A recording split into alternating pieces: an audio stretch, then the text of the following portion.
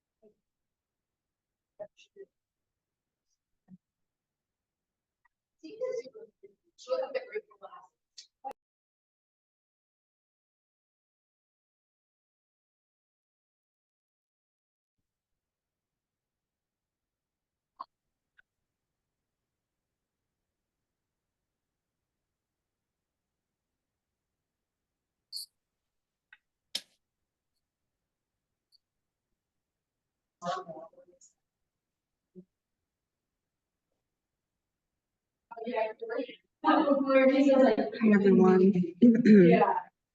I know that some people will be joining us a little bit later, but I think it's we have for now. The 24 and Kevin from the PDA will be joining us at 1:30. So I sent out the agenda, and I'll send off the minutes right now, just so that people, if you did not get a chance to review it, you can do so very quickly now.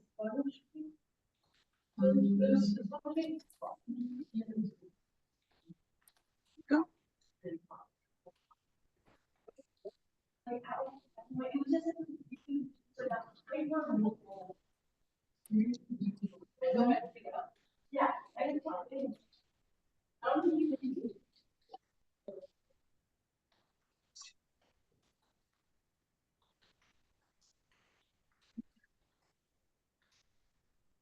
And while we wait, I would love for all of us to introduce ourselves. Name.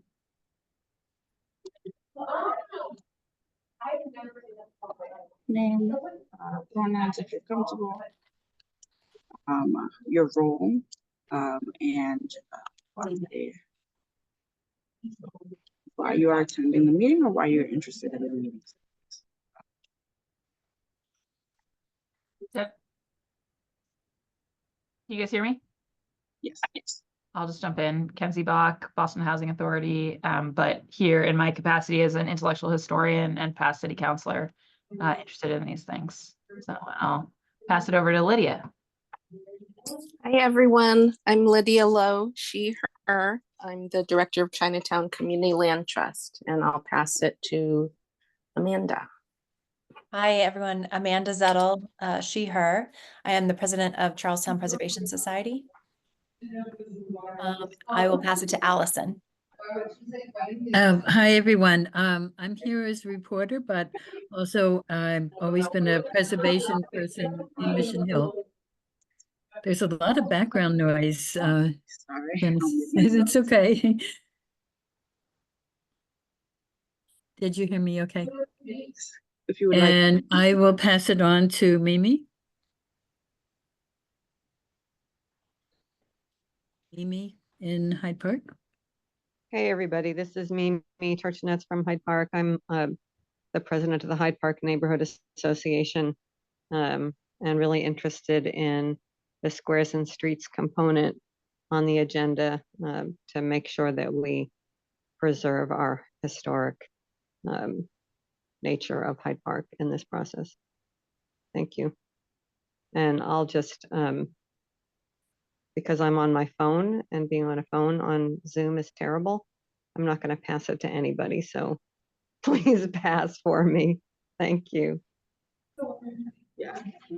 And we have Senator Brush here and the Hyde Park Historical Society. He's also on his phone, so I don't know, but Yeah, I'm here, Senator Mike Rush, Norfolk and Suffolk District.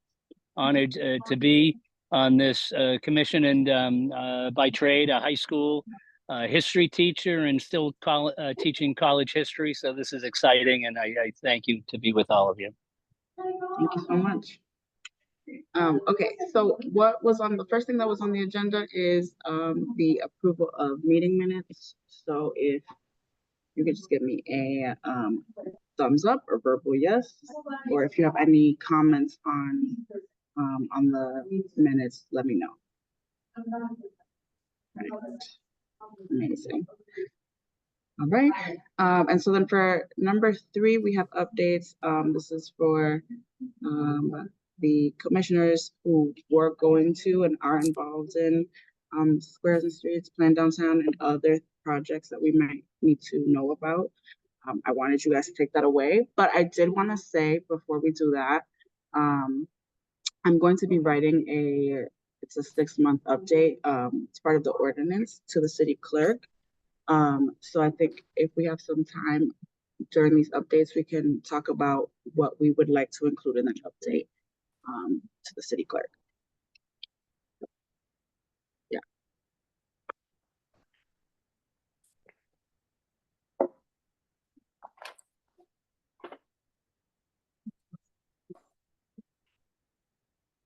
we have anything to talk about for Squares and Streets or Plan Downtown or anything like that?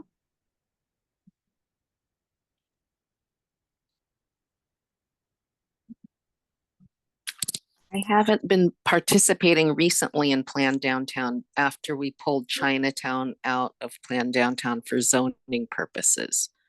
So I don't have anything to share there. That was good to know, actually.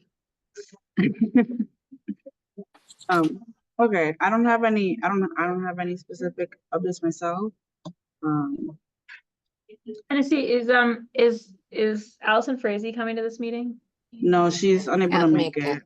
Okay. Unfortunately, and she has been going to those meetings a lot, and I can actually pull up the stuff that she And there did. has been a lot of concern about preservation within Plan Downtown, I know. Yeah, I mean, she did raise some questions that she that I sent over to Kevin and before. Some of them were like IAGs and their potential transformation into the community advisory teams, which I assume that they will touch on in their presentation later in a little bit. She also asked about plans for mitigation of demos for climate action and for historic preservation, as well as mitigation money. Where would that money go, and how would it go towards benefiting historic preservation? She also raised a concern that planning was they were trying to streamline development processes, and the streamlining might lose the necessary public feedback process. So that might be something that we keep in our minds when they present to us. And then she also asked, how will preservation efforts be incorporated from the beginning of all design vision / planning efforts? If not incorporated early on, what will be the opportunities for engagement, and how will that engagement be implemented?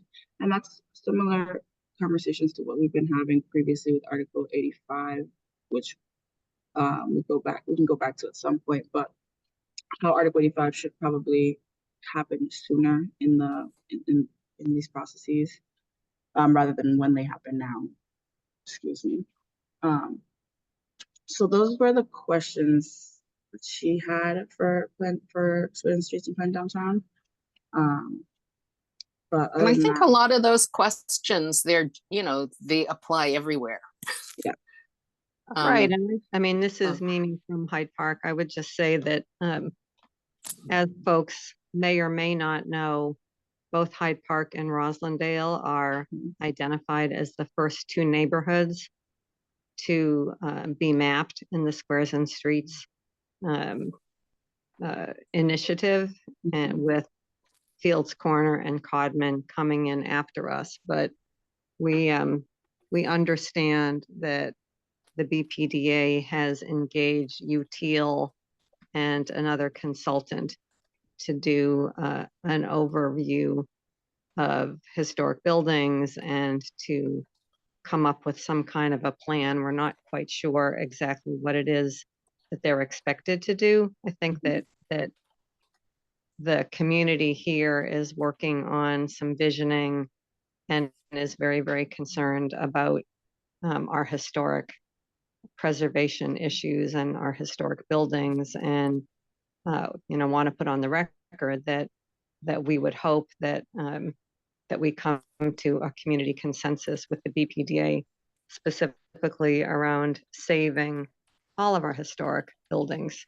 We're not looking forward to having Squares and Streets be a demolition strategy. Obviously people embrace increased density and affordable housing, but we very much are committed to sustaining our legacy BIPOC and mom and pop businesses and embracing affordable housing, but not at the expense of historic preservation.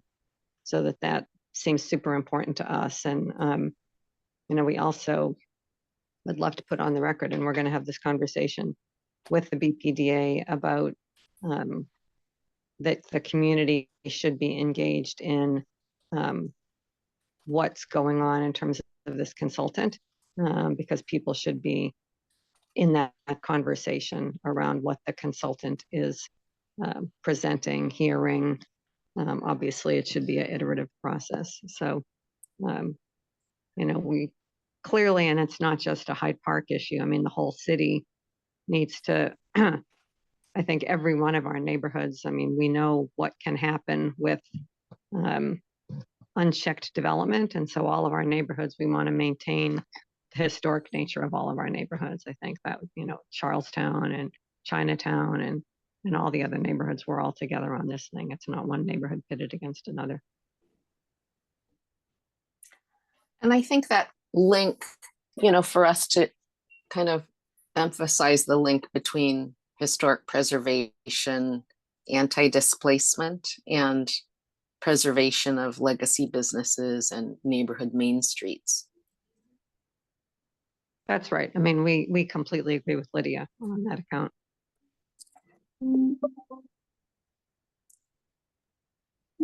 So maybe, I thought maybe Hennessy, just since the senator is new to the subcommittee. Mhm. Am I right, Senator? Have you been on the subcommittee before? This first time. if I'm not Yeah. mistaken. Yeah. Yeah, so I think it might just be helpful and also for context for Mimi and others. Mhm. Senator, sorry, I saw you on mute. Yes, sorry about that. Yeah. I was having issues on the phone here, so sorry about that. No, no But worries. yes, I am new, and happy to be helpful in any way that I can. Yeah, so I think it's probably worth saying, just since I know we're waiting, I know the BPDA is getting on at 1:30, that like the sort of context for where we are here is that the Commemoration Commission as an overall commission is tasked with thinking about how, both how Boston sort of prepares for the America 250 stuff that's coming up quite imminently, and Share the screen if you guys can see it. also the Boston's 400th, which is in 2030, right? So sort of like a long arc to that, and then Yeah. thinking well about what the other anniversaries that are important to the city, both, as a whole and in its neighborhoods are along the way. So that's sort of like the vision of the overall commission, but there are 3 like subcommittees, and the concept was kind of like, okay, well, one of them is focused on a lot on like events and tourism and the kind of like, what are our big organizing events and exhibits and, trails, like, stuff that people can go to, and setting up more of that infrastructure. And then there's one that's more focused on timelines, archives, and curricula. So thinking a lot about, like what opportunities for local history are we giving in BPS, and how are we thinking about the timeline of important things that have happened in Boston, including things that might have been kind of missed in past timelines.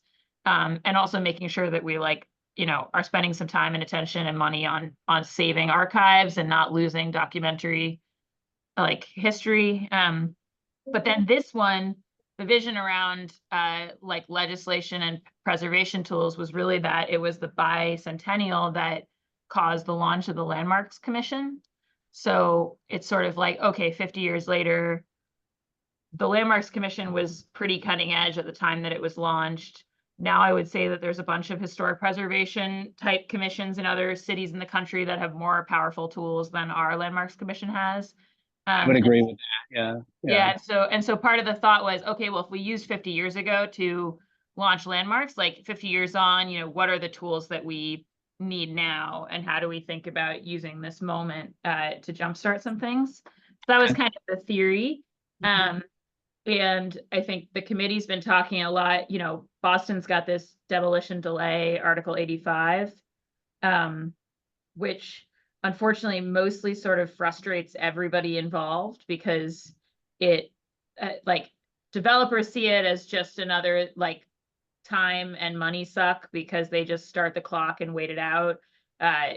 Folks who are actually trying to save buildings are very frustrated because they feel like you don't get real engagement a lot of times from developers on like the idea of the clock pause is supposed to be so we can all talk about how to adaptively reuse the building. But that doesn't tend to be what happens. So No, 90% of them don't care about the historic importance. So unfortunately. right. And then they have a tendency to say, oh, well, you're only telling me now about the historic importance, right? And so a lot of the conversation's been, how do we make that conversation about buildings that are significant go like earlier in the conversation, whether it's, this committee's been a big advocate for a sort of citywide historic survey, looking for like, trying to designate, not just at the landmarks level, but sort of having more of a survey of what are the historically important resources, so people can be put a little bit on notice. There's a question about like, how do we sort of make folks really engage with a real interactive process around saving the building versus just waiting out the clock. So we were having a lot of conversation about that, but I think that one of the views that Allison Frazee in particular expressed, and that's why I was asking if she was on today, was just that like Article 80 modernization, that process going on now at the city is sort of like a moving train, like it's a thing that's actually in process right now.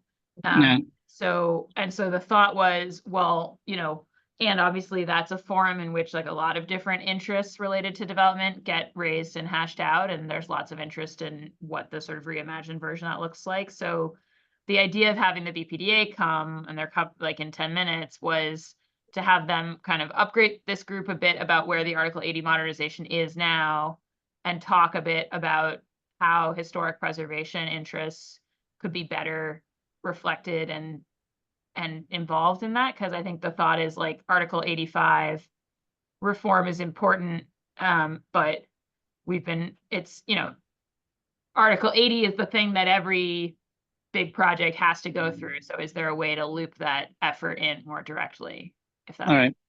Yeah, no, it totally does. And, you know, I know there is various colleagues have filed legislation, so I'd be happy to continue this conversation and see if, you know, something is currently sitting in the 7,000 bills on Beacon Hill that would be beneficial, or if we need to tailor make something that would come out as a work product out of this group. Yeah, no, and that's why it's so great to have you here, Senator. So thanks so much. It's wonderful, Council. Thank you so much. So yeah, so I think it's a good opportunity. I'm sorry Allison's not here, but I'm glad that she sent her questions forward. You know, I think that the you know, the double-edged sword here, right, is always that like it in some ways it weakens the historic preservation cause when historic preservation is sort of like perceived as just a way to block all development, right? So I think like that's one of the reasons that we've talked about surveys and like other ways to kind of establish like, no, these are really significant buildings, so that it doesn't just get kind of framed as a way of just slowing anything and everything. But I think, you know, we just have a lot of significant buildings here in the city, so that's a lot of what this committee's concerned with. Yeah, no, and to your point, I mean, we could put together a very large and extensive book that would show every piece of historic significant property and building that we've lost. I've got plenty out in the neighborhood I live in West Roxbury, as well as the district I represent in the city. And yeah, no, it would be volumes and volumes, unfortunately.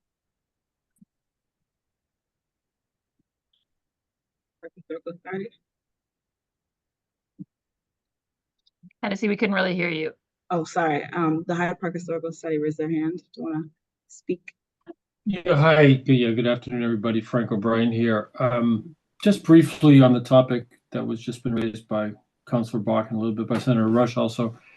So there's a lot or fair amount that the BPDA could do already within its existing Article 80 that it doesn't do with respect to historic resources, historic and cultural resources.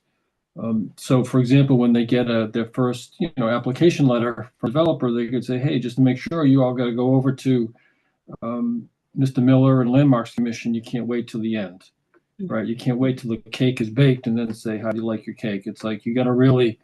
There has to be an institutional, cultural leadership evolution. I think the mayor is committed to that,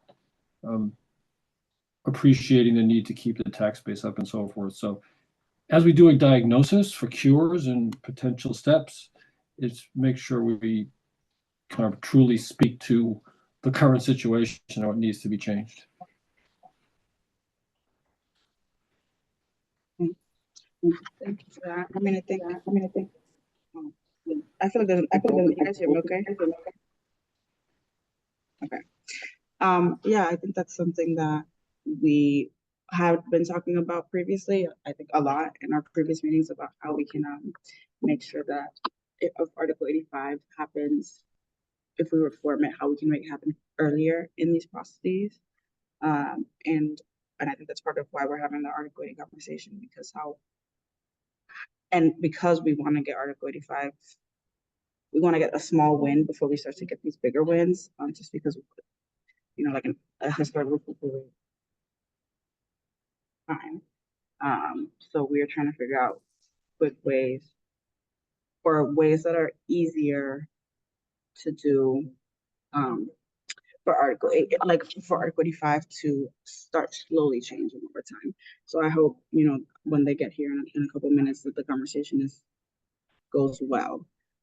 But I think, one thing that was on our agenda was like cultural districts. And I think we can talk a little bit about that, how we already have existing cultural districts and what they serve a really interesting, they exist in a really interesting way, and they have a blueprint, and they have an ability to be expanded to include the historicity of these cultural districts and other ways to preserve them. We didn't want to give it just 5 minutes because it's a big topic, but it is something that we want to have as a topic for the next meeting.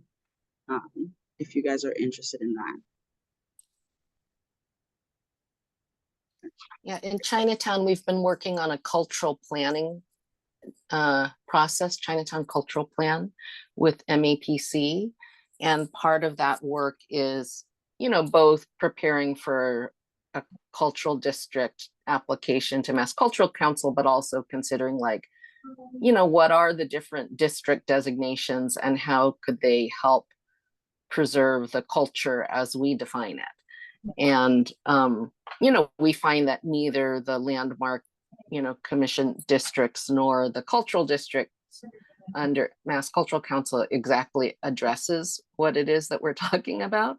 Right. So we've been trying to do a little bit of investigation into other cities that have Chinatowns that are also exploring the same issue. And it's kind of interesting. There are other cities that are experimenting, or piloting like cultural districts that have kind of more teeth or more kind of policy tools than our cultural districts here in Massachusetts, and some kind of hybrid historic cultural district character. Yeah.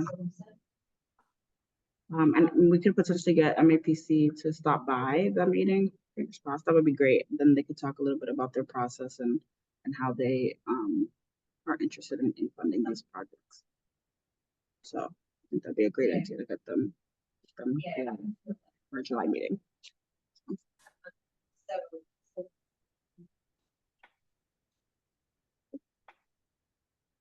Are there any other topics that we think I think that, we should invite arts and culture to talk about what they are thinking of doing. I remember a while ago, Chief Dwight Hammond talked about how arts and culture was planning to do some kind of survey, or I think it might not have been arts and culture, but Parks was planning on doing some kind of survey or some combo survey. So it might be a good idea to reach out to them as well, to see if that's still something that they're doing. I know that arts and culture is doing monuments, so that might be something, but I'm not too sure.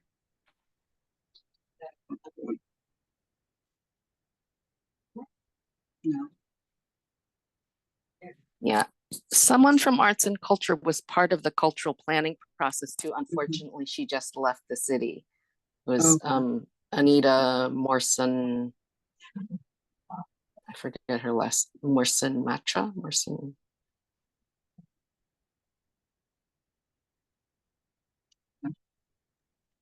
I think the cultural historical thing's really interesting because I feel like, yeah, I just think like that transtemporal cultural element is really important, but it's also very amorphous, right? So like figuring out how you think about contributing elements and Exactly. yeah, no, that's really, it's an exciting space, Lydia. And I feel like it's come up a lot. It's interesting, like the America 250 stuff really in some ways, inherently focuses on a very particular moment in time. But I feel like, especially when we think about the city's 400th, like it's so much about like everything that's happened in 400 years and like, how do you put all those different layers on top of each other and talk about them in a coherent way? So no, it's just really, yeah, I would love to learn more about that. Yeah.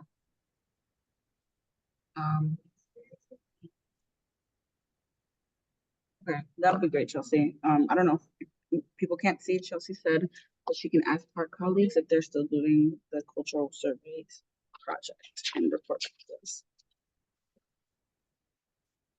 Yeah, and we're just kind of scratching the surface in the Chinatown Cultural Plan process, but I'd be happy to share, like maybe by July, we'll have a little more written down, to share. We're trying to just make a laundry list of interesting things that different cities are doing.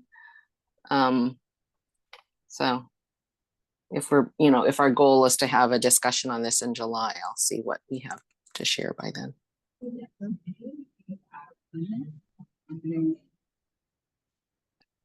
He just joined. So no, Kevin's joining or not. Tennessee, your mic is too far from your mouth. Okay, let me see. Hi there, good afternoon. Good afternoon. Can you guys hear me okay now? Yes. Okay. Okay, good. Good afternoon. How are you? Good, how are you? Doing all right.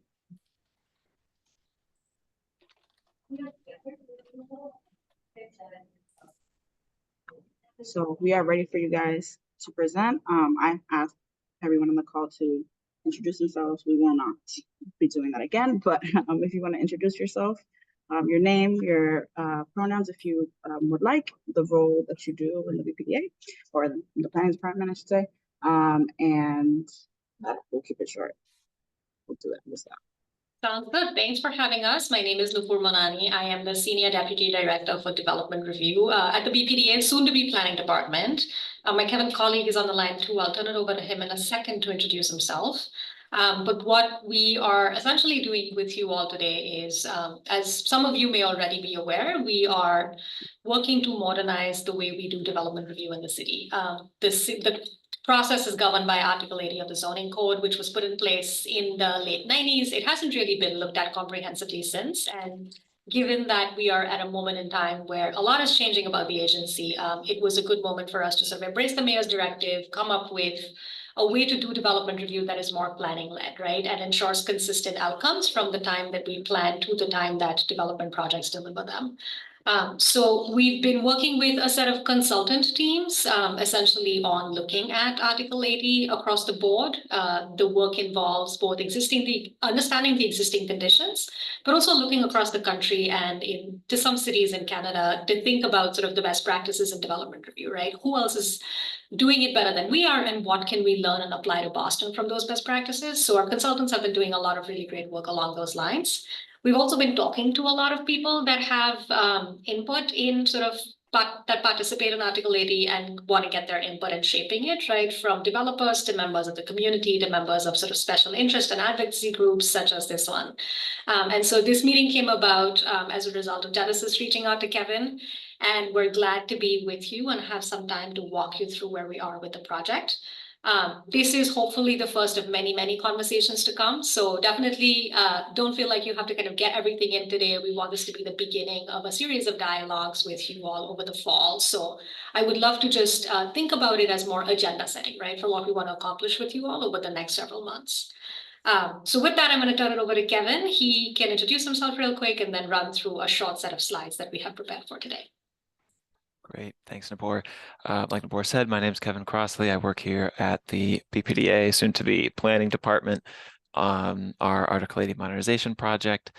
I will pull up my presentation, and I wanted to just spend, I don't know, 10 or so minutes here talking through this information. Please add your thoughts or questions to the chat as we go. Like Nupur said, we want to use this as the kickstart to hopefully a collaborative conversation moving through this project. So really quickly, Article 80 modernization. What is it? Why are we doing it? We've heard kind of across the board over the past several years that development review in Boston today isn't really working very effectively. It's lengthy, it's opaque and unpredictable, which when coupled with a zoning code that is very outdated, it makes it really hard to develop the city in a way that meets the city's goals. So that's what we're looking to change by creating a new development review process, partnering with some consultant teams to, kind of do a comprehensive look at what is working well, what is not working well, and what we can do to fix it. So these are our 4 goals of the project. We want to align with the city's goals of affordability, resilience, and equity. We want to strengthen the connection in development review to the planning vision for the area, and a couple of the ideas we have to talk about today really connect to that one. As well as this next one, transparency, I think is a key piece that cuts through all of this work, and predictability is an equally important piece here. So what has the project looked like so far? This kind of timeline slide gives you a bit of an overview. We're about halfway through, with a lot more to come. We've spent a lot of the initial phases of the project doing a lot of outreach to folks who aren't as in the weeds on development review, potential new participants, we like to say, and hearing from them, what are the barriers to participation, hearing from our staff, what works well, what doesn't work, what are some real pain points we need to focus on, and identifying the issues. Over the past couple of months, we've focused in on creating some draft recommendations, again, through a series of conversations like this one, as well as more public dialogues and workshops, just recently wrapping up in May and June. And we're moving now into our phase 3, where we're refining these recommendations through collaborative community conversations and engagement with different city departments, to make sure that the direction we're setting at this stage in the process gets refined into something specific that really achieves our goals. So what has the engagement looked like so far? I pulled out a couple of snapshots, but our project website really goes into this in a lot of detail. We have a series of surveys we conducted with the development community, as well as with the public more broadly, on several different topics. But I wanted to highlight a couple of results here. First of all, you can see that the existing processes that the community interacts with are not working great. For example, 65% of our community stakeholders who took this survey, I think it was over almost 1,500 people who responded, said that the IAGs are not necessarily transparent or a trusted review body. So we have some ideas to update that. As well, I think the most consistent piece of feedback we've heard so far is that the community benefit process, the mitigation process, needs standards. It needs some guardrails. So I'd love to share a little bit with that about you today. On the development side, we have some mixed reactions. I pulled out some of the questions we asked the development community about the city's policies and their interaction with the historic preservation community. And you can see it's kind of a mixed reaction.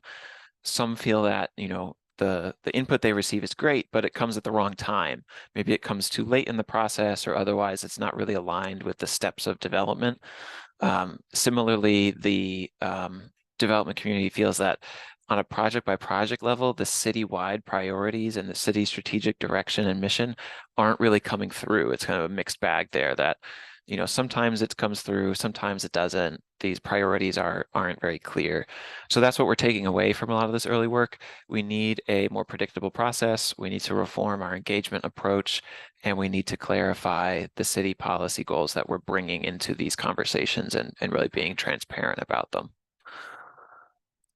So that has led to the creation of what we're calling core changes. These are 3 categories of recommendations we've identified as a result of all of this early engagement.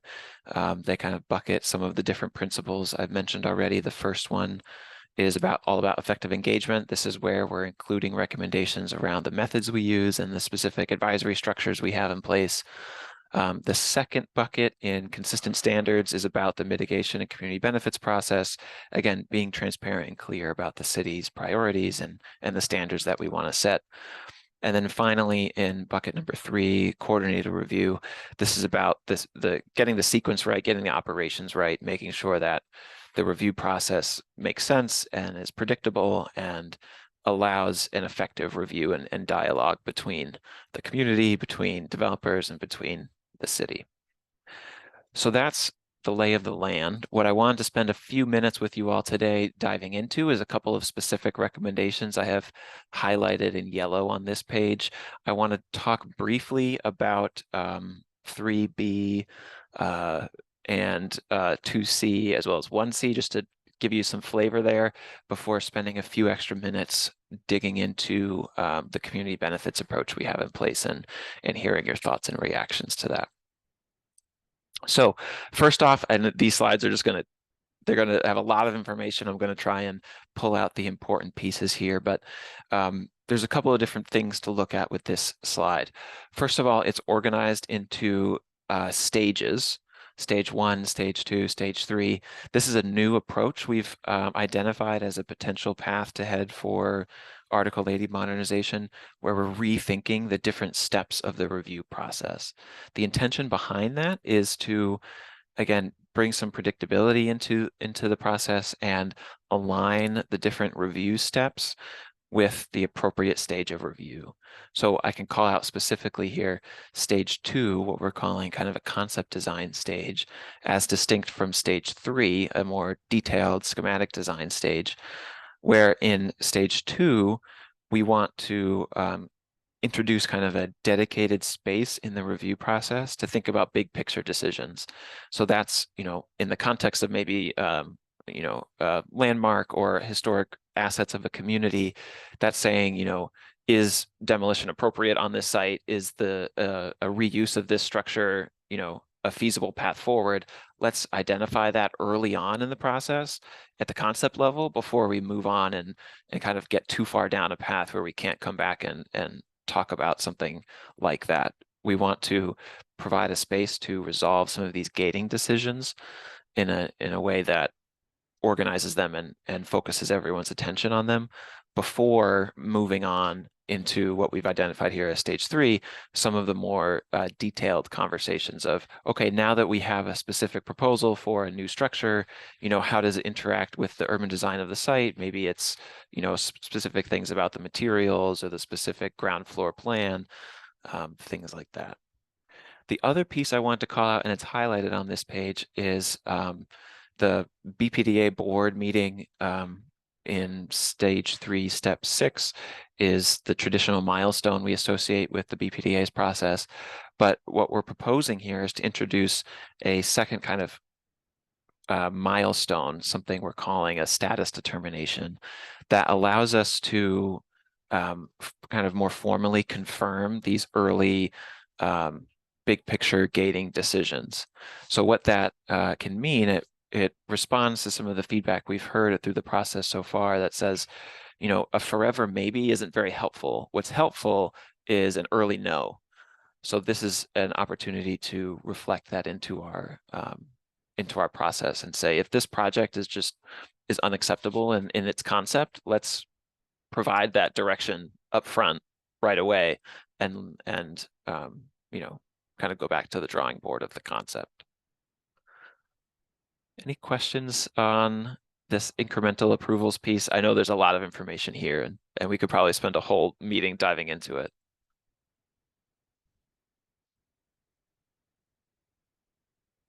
Okay. If not, I'm going to keep plugging away. If you, oh yeah, Chelsea. I'm sorry, I'm in a waiting room at a medical center, so I'm not going to turn my camera on. I am wondering if that status determination, if the discussion about demolition of a building, if it has historic significance, is that the phase where we should be talking about that? And what would be the procedure for that, do you think? Chelsea, that's an excellent question. I think, what we want to do in this revised process is try to elevate issues such as potential demolition of historic assets as early as we can in the process, right? Today, it comes up through a PNF filing, by which point it almost feels like it's too late to do anything about it, right? And then folks sort of on our side have to scramble to get together and take action, right? And we've seen that play out through a number of controversial projects and proposals so like recently. I think learning from those processes, we want to try to highlight those issues as early as possible. In a minute, Kevin's going to go through a concept of a displacement disclosure or an existing conditions disclosure, if you will, right? That is designed to identify issues like that at the very first stage, which would be pre-concept design on this diagram here. Oh, that would be great. Okay. Yeah, I will and so just, I'll be patient. No, your question is coming at a very good time. And I did just want to say too, you know, as you can tell, we are very much in the sort of conceptual realm with a lot of our recommendations, right? So your second question about sort of procedurally, how does it work and how do staff get involved? I think that's a lot of the work we're going to do throughout the fall. If this concept generally feels like it's headed in the right direction, then we'll continue to advance it after July and work with you all, specifically in landmarks, on that issue and come up with the best, most collaborative process for us to make decisions like that leading up to the status determination. Okay, that's great. Thank you. I see we have a question from Amanda. Do you want to jump in? Yes, thanks. I'll sort of add on to Chelsea's question, but I've served on a couple of IAGs myself personally, and I think it would help me to sort of understand these new sort of stages in concept. If you were able to label or layer in sort of the typical process that we are used to. So you mentioned the, PNF filing, like where does that fit into this here? Where do all of the typical, meetings sort of fit in? And just also vague things like, it looks to me like IAG is just sort of a name change. So I guess a little more sort of granular detail on what that looks like, because it's hard to imagine, what you're proposing and where we're going without seeing that layer of what we're sort of used to and what we know. Yeah, those are both very good points. Kevin, we'll get to the IAG question in a second, and we have a very specific slide about how it's different from the CATs are different from today, right? Going back to your initial question about the PNF. So today, projects largely sort of receive two filings, right? One is a PNF, which kicks off the review process on our end. And the second, in most cases, is a DPIR, which is again a very involved filing with a lot of technical analyses that is a step sort of further from the PNF. I would think about this almost as taking what's in the PNF today traditionally and breaking it out, like each of these filings would almost be like chapters in today's PNF, right? So a PNF today has a very long table of contents. It covers everything from what is on site today to what is proposed to what kinds of regulatory review are expected to take place over the coming year or so. It also goes through a lot of very technical analyses, such as, transportation impacts, wind impacts, shadow impacts, right? And it also has information about height, massing, and density and mitigation that members of the community and IAGs care most about, right? We experienced this sort of as staff reviewing these projects, but have also heard from members of the community directly through our surveys that is just too much information all at the same time. It's extremely hard to digest. And by the time you as a developer sort of produce a PNF, right, it takes a lot of time, money, and resources to produce. And so when you do make that kind of an investment in your project to produce like a 300 to 500 page document with all of these consultants on board, you've already decided what your project's going to be, right? So you're not really looking for input on things like, is this a residential project or is it a lab, right? You're not really looking for input on, is it 1 building or 2, is it 5 stories or like 8, right? What we want to do is pull out those gating decisions about a project, if you will, right? Height, massing, density, that allow a development team to understand the scale of investment that they're making and move them upstream in our review process so that we can talk about those at a conceptual level before putting in the time and effort to do like very detailed transportation analysis or shadow impacts or wind studies, right? And the goal is to really decouple those things and say, here's really the skeleton of a project. This is sort of the box we're kind of playing within. Does the box feel like the right size? In the way that the process is designed today and it operates, we don't really have a moment to ask that question. It's all kind of just put into like one 500-page document. So the concept here that we're trying to play out is, what if we took that and really broke it down in a way that people understand and that really resonates with the way we make decisions as an agency and like with the community on board, right? So to answer your question very directly, right, a PNF would encompass everything that's in 1, 2, and 3 together. And it would sort of come in at the time that schematic design is laid out on this diagram. And we are instead taking multiple chapters of the PNF and sort of spreading it out more thoughtfully so that we can have a discussion that's more sequenced and builds up to a sort of higher level decision about the project. Okay. So I think, you know, thinking of this from a perspective of historical and cultural resources, you know, that conversation needs to be sort of stage 1, like pre-concept design. Because I think once you actually get started talking about massing and scale and all of that, it really needs to be sort of layered on top of what's existing, right? So, is that the sort of thought, is that conversation around historic resources is that, you know, pre-concept, like foundational element to, I guess, determining, you know, what goes into the PNN in the process. That's exactly right. When we get to the next couple of slides, you'll see as part of stage 1, we have a new requirement for sort of an existing conditions disclosure, if you will, right, that identifies what's on site. That will then be shared widely with the community as well as members of staff and other boards and commissions so that they can review it and say to us, you know, this isn't even this is a site where we should not entertain a new development project, right? Like that's the moment to flag it for us. And so, yes, it will very much be part of stage 1, and we will try to make those decisions, no-go type decisions based on the existing historical assets much earlier on than we do presently. Okay, thank you. Yeah. The pieces we're thinking of in stage 1, this pre-concept, is about the existing conditions on the site, but also this is an opportunity where we're trying to strengthen the connections to planning and to zoning. So part of that existing condition is like, what's the site zoned for? What's the recent plan in the area? What does that plan call for? How does then that inform our concept for this space? So that's another place where that jumps in. Okay. Shifting gears a little bit, I wanted to spend a minute talking about these community advisory teams, the re-envisioned IAG, Impact Advisory Group structure we've developed as a part of our engagement so far. So this is the proposal, and I have another slide that kind of does a compare and contrast. But what is it? A community advisory team is an idea for a new advisory body that would replace IAGs in the development review process that provides community-based expertise. Some of the highlights and the differences here are we're envisioning providing training to the members of these teams, providing additional resources from the BPDA in terms of staff time and staffing resources, as well as things like food and childcare for participants in these meetings.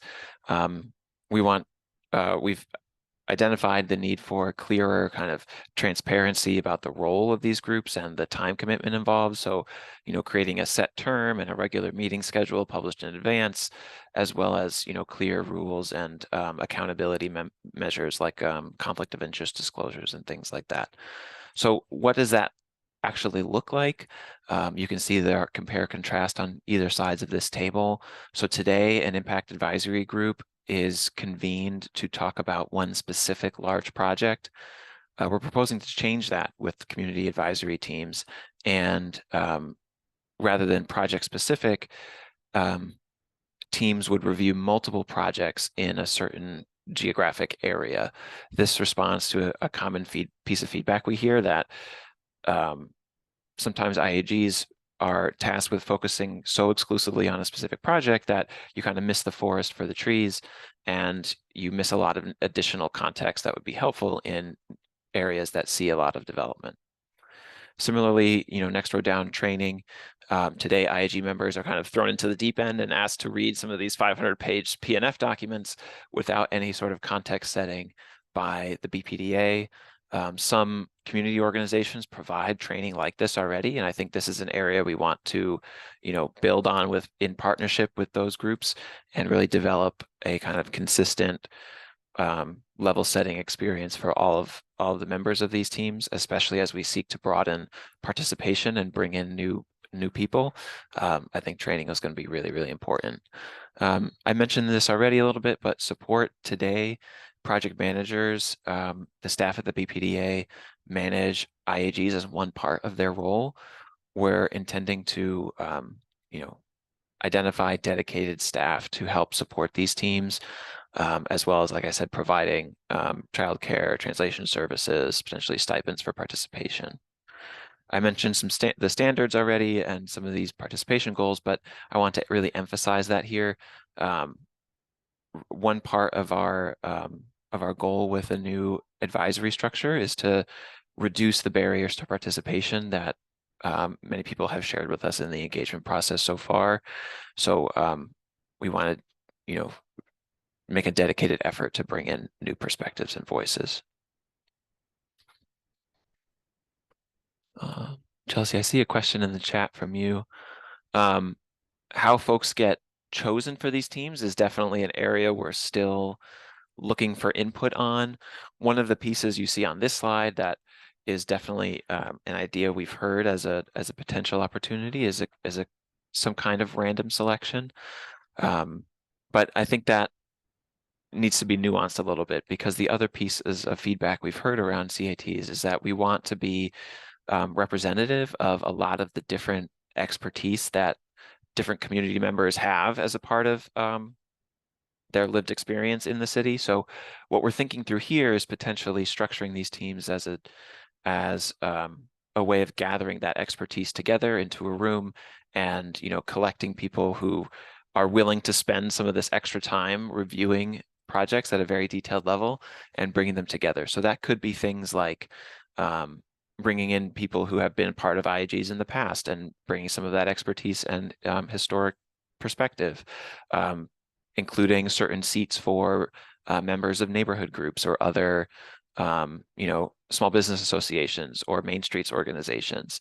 It could also mean other types of expertise, maybe domain specific, like bringing in somebody with, climate resilience expertise or historic preservation expertise. There's a lot of different pieces we want to bring into these groups. Lydia, I see your hand up.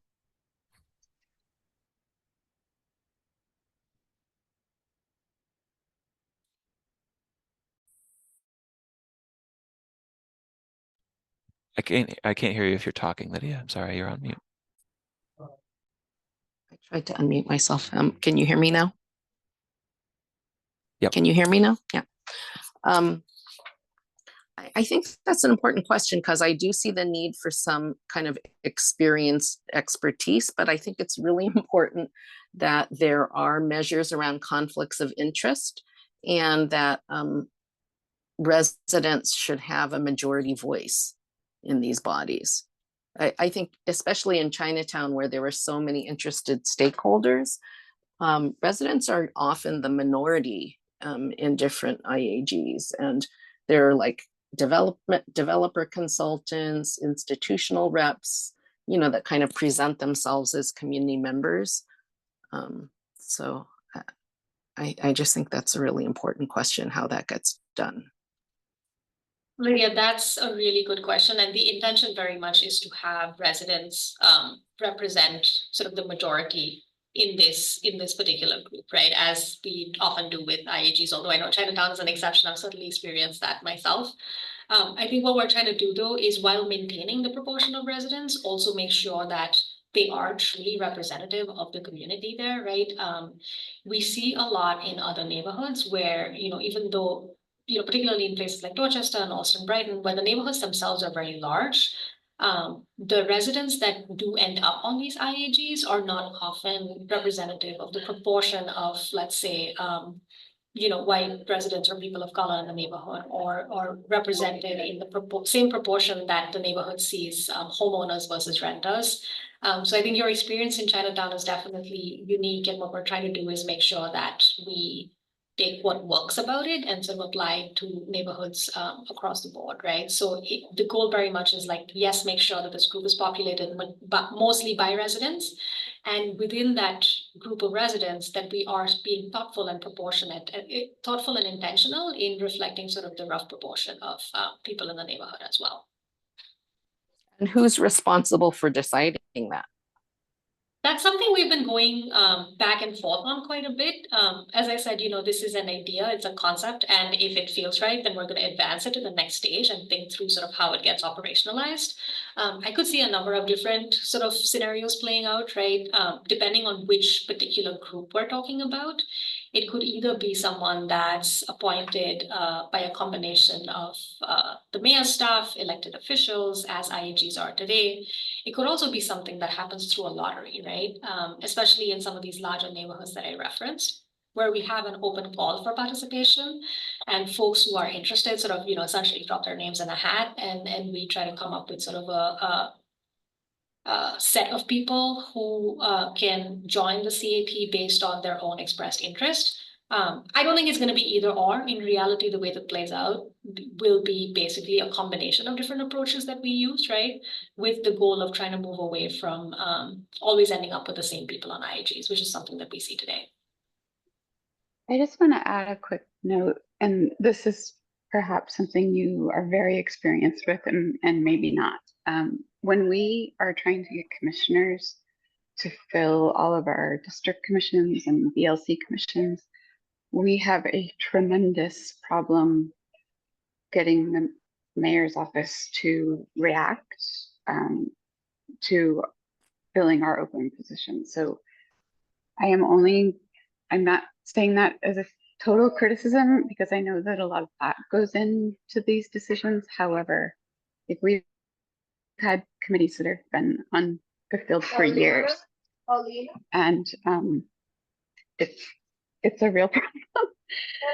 So I would just advise that, like, where the mayor's office has very good intentions, I feel like this should be something that's somewhat controlled by the planning department because I can't explain how hard it is to get people nominated and appointed.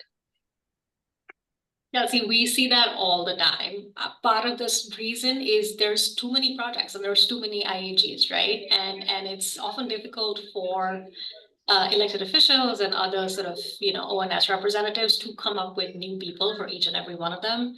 We're really hoping through this idea that we can consolidate some of these, right? Now, as CATs are reviewing groups of projects, there will be fewer bodies across the city that people need to find sort of nominees for. So maybe that already helps to start to address the issue. I do hear you loud and clear, though it's something that we experience all the time. And we want to make sure that in coming up with a new system, we're not making an existing problem worse. Yeah, and then I don't know if this would have the same thing, but we have like certain nominating bodies who make recommendations and then the mayor's office rejects them. Like the decisions that go into this are just like kind of, it's a little confusing and I don't think it's totally handled appropriately. So anyway, just a note, maybe keep this decision-making power within your department. That's a really good flag, and we'll keep that in mind as we operationalize some of these ideas. Great. I'm seeing 2 comments in the chat. Amanda had a question about whether these groups have veto power or consensus requirements. I think the short answer is no, right? We still, as IAGs are advisory today, we imagine this group to remain advisory to the BPDA, to the planning department in the future. The goal is to essentially hear their feedback across a cluster of projects, not just the one project, right? So that we are carrying forward institutional knowledge from one project to the next within that cluster. I think we want to move away from having sort of an approving role for these groups, only because, the way the code is written and the way kind of BPDA derives its powers, only the board can approve or reject a project, right? Everyone else sort of along the way is really more advisory. And so we'd want to make sure that we are not creating sort of a confusing structure where multiple entities within the review process have that same approval power. So the short answer to your question is they will continue to remain advisory to the planning department staff, who will then make a recommendation to the board to either approve or deny the project. And then I see that Allison put a comment in the chat as well about organizational seats, like city commissions or considering alternates, yes, that's another really great point, Allison. We don't have, IAGs today don't have sort of official organizational seats. It's definitely something we want to explore for CATs, right? So if it is a CAT serving a neighborhood or a geographical area that has a high density of historic resources, we would definitely consider having someone from an organization that represents that special interest, right? And when that person rolls off or has a conflict or no longer works there, we would defer to the organization to nominate a replacement for them. So that's very much part of the structure. In fact, we've even thought about having, planning professionals or sustainability experts or maybe members from trade organizations have a seat on some of these CATs as well. So the idea is really to take neighborhood representatives and blend them together with sort of content area experts and subject matter experts to create an advisory body that is sort of more thoughtful and is thinking holistically about development impacts. Allison, did you want to jump in? Yes, hi. Just thinking about, for example, the building trades, and noticed recently that representatives of some of the trade unions have been appointed to task force, et cetera. So I see that as a conflict of interest. And so there is a fine line there between giving a seat to a organization. I was thinking more of that expertise conversation of how to bring that into this kind of team effort. But building trades gets very complicated, I would say. That's a really good point. And this will be part of the due diligence that we do over the fall, right? With, talking with our legal team, talking with sort of folks really across the agency and making some of these decisions. And I just want to say thank you for the flag, though, because we hadn't been thinking about it that way. So it's a really helpful perspective for us to hear today.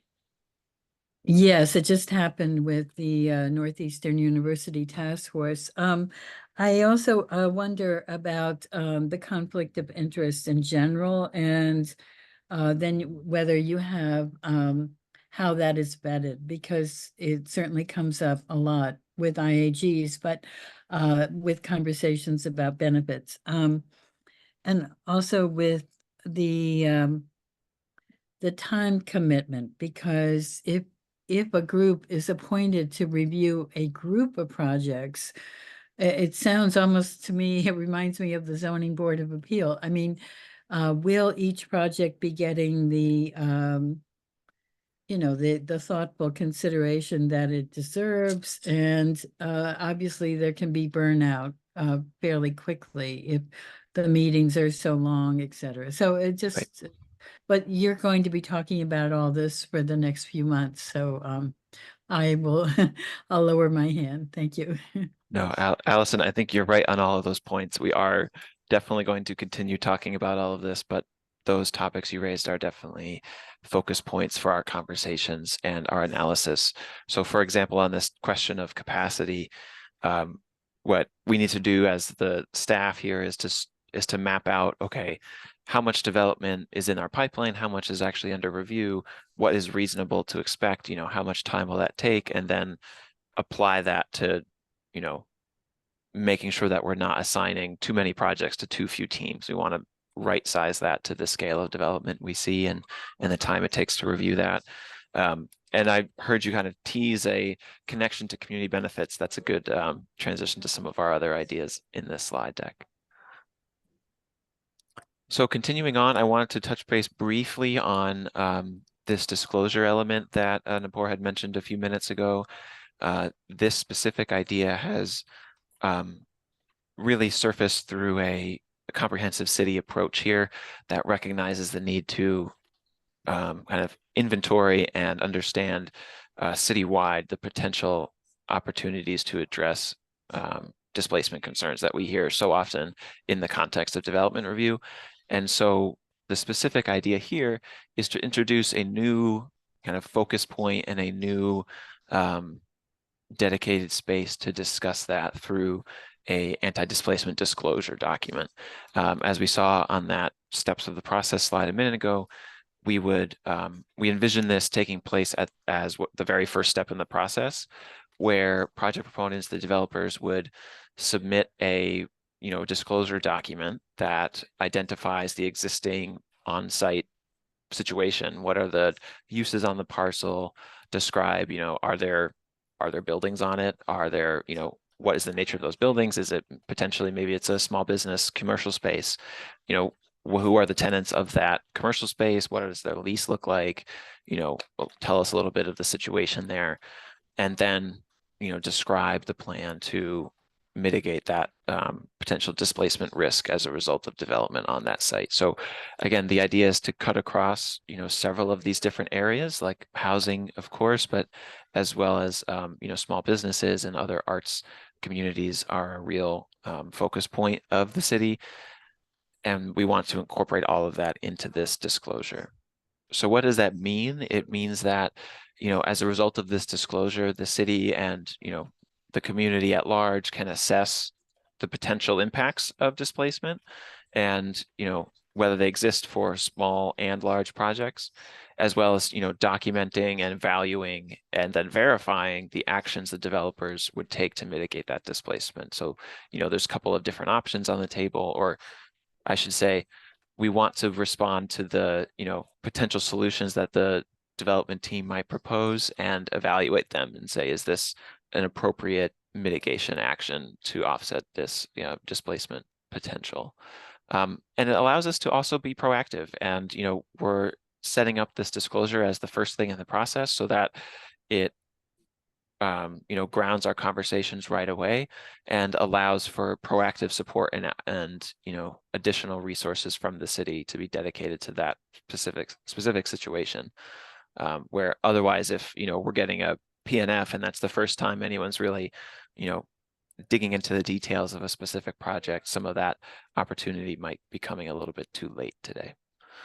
So that's what that's the direction we're intending to head with this displacement disclosure. Like I said, this is one piece of a larger kind of city initiative to comprehensively look at displacement, and there's a lot more to come kind of across the board there. The next piece I wanted to spend a few minutes talking through is, in general, our approach to community benefits and mitigation. So what this slide tries to lay out is some of the challenges we have with the status quo today. Why does the community benefits process need our attention so strongly as a part of this process? First of all, Boston is an outlier. Our consultant teams have done a study of the process in Boston and compared it to processes in other cities around the country. And we see that the Boston process is unique in, well, both in its results, it gets great results, but also in its unpredictability. Boston relies almost entirely on case-by-case negotiation to get to specific community benefit outcomes.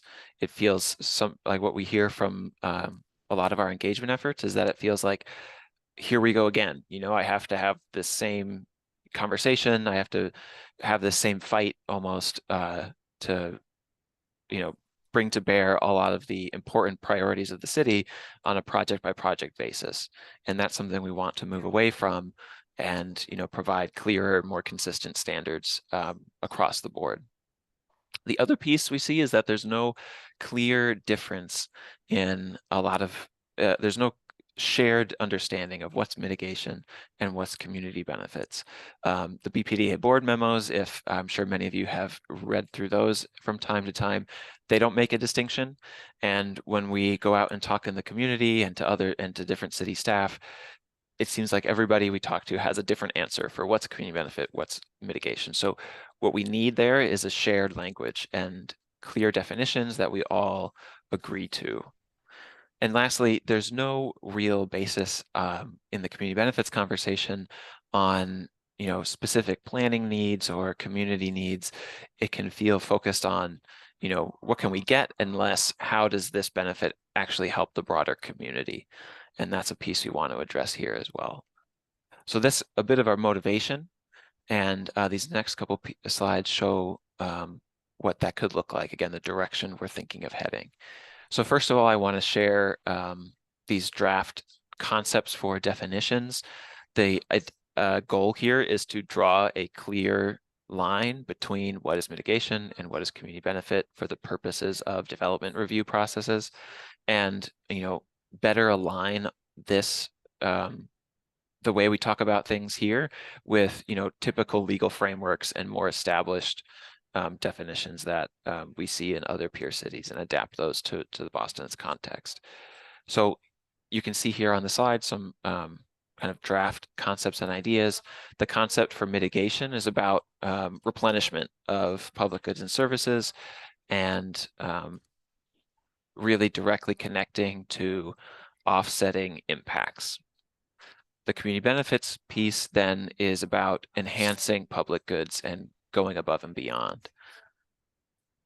There's a third piece here we're calling enabling infrastructure, which is about the kind of baseline standards that we have for a project, basic infrastructure requirements, ADA compliance. These are the types of things that are, well, in ADA's case, federal law, and complying with federal law isn't, you don't get to double count that. That's just a requirement you have to do as a part of your project.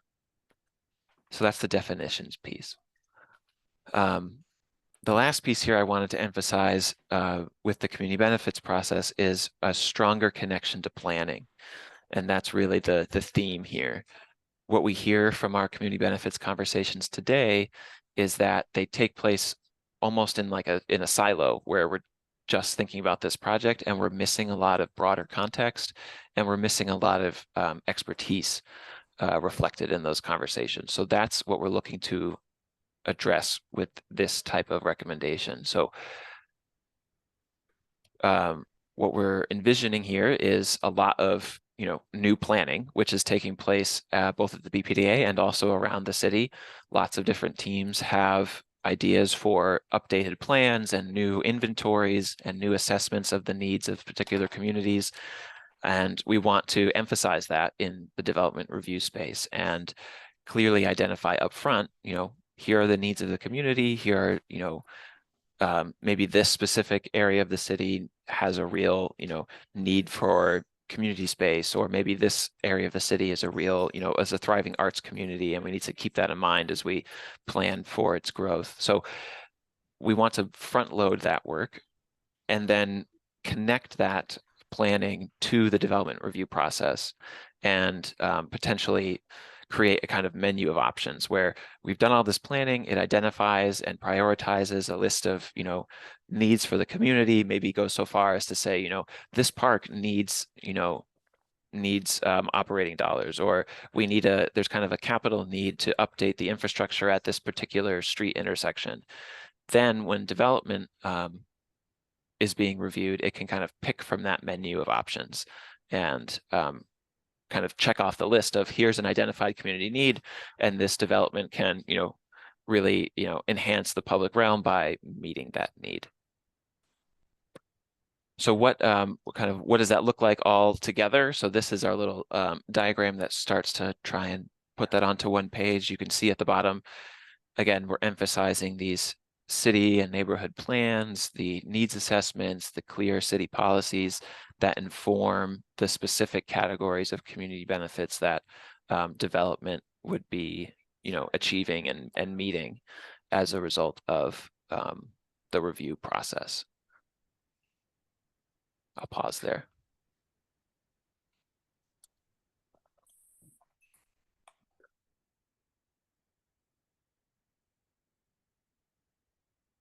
Any thoughts or questions about these different pieces of the community benefits process, or the direction we're looking to head?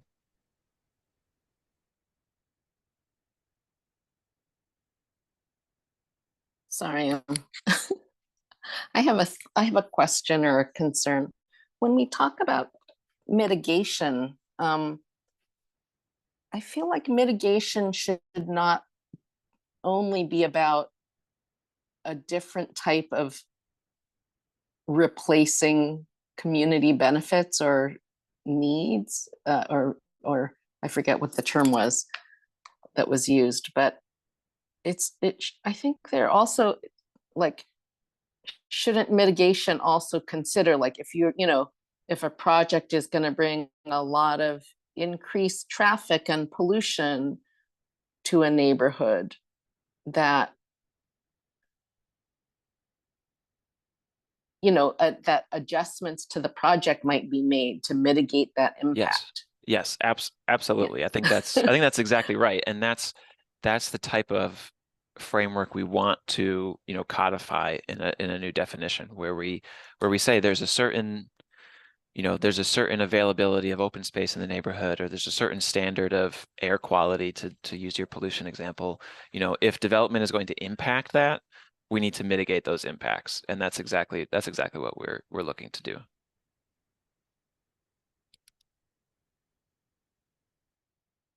I think, Lydia, we've heard again and again in all of our community focus groups, right? The best mitigation is to come up with a good project, right? We're not trying to imply here through this strategy that we're willing to accept subpar projects and just have them sort of pay their way out of, having a negative impact on their surroundings or on their neighborhood, right? I think that can sometimes be the takeaway that people have when they see these slides, right? I think instead what we're saying is we're going to have very sort of high performance standards for all of our projects.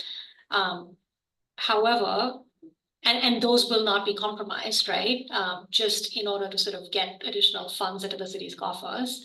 But we're recognizing that almost every project, when it's built in the city of Boston, has an impact on transportation, right? And is adding new users to the subway, right? To the T, is adding sort of new users to the open space system. That there should be an expectation that beyond, over and above delivering an excellent project, they will also sort of provide funding or in-kind improvements to mitigate those specific impacts, right? Just the normal kind of business as usual impacts that we see based on adding new users into the city. So I would almost think about it very similar to sort of IDP and linkage, right? IDP projects often provide a lot of on-site mitigation, right? There is a recognition that because we're creating new development, we are adding a certain sort of cost to the existing housing stock, and the city requires those projects to provide affordable units in order to keep the neighborhood sort of accessible to the people that live there. So I would almost think about these two new categories that we're proposing for mitigation along those lines, right? It's not sort of in exchange for delivering a good project, it is to deliver a good project, hold them to the same high standard that every development performs to, and over and above that, sort of seek to get funding to continue to support existing city services such as open spaces and transportation networks.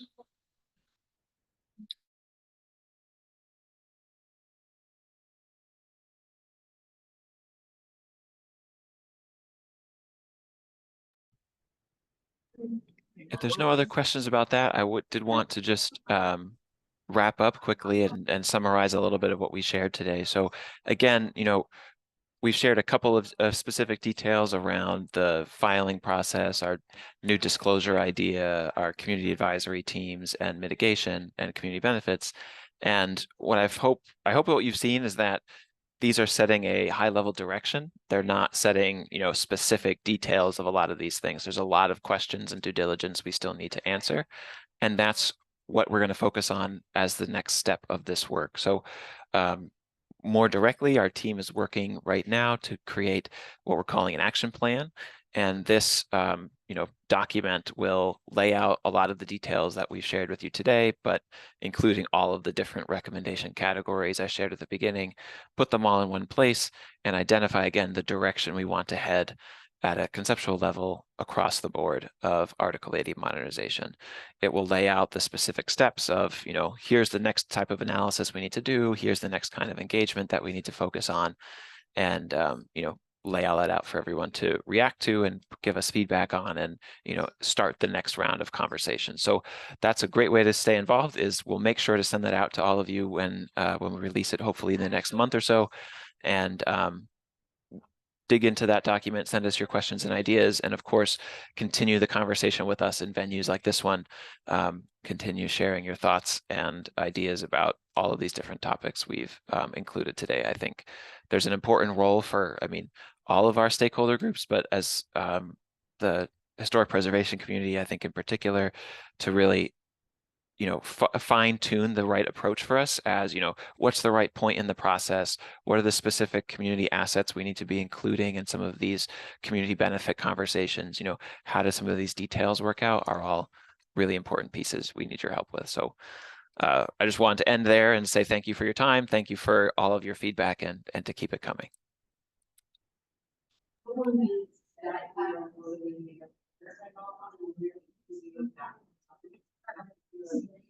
Okay. Thank you both, Kevin and your board for coming. I will make sure that everybody who's in the call gets the recording of this so that they can review the slides. If you want to send the deck as well, you feel free to do it and I can include it. And then I can share any additional questions after. Thank you so much. This is supposed to end at 2:30, so someone wants to make a motion to adjourn, we can, and then I'll let you. Genesis, we'll jump off and let you get on with your proceedings. If there's any additional feedback, as Kevin said, please feel free to get that to us either directly or through Genesis. We're happy to accept it in writing. Comment letters are always best. And we'll be in touch with more information soon. Thank you all. Thank you, guys. Bye. All right. That's it, guys. Thank you. Thank you, everyone.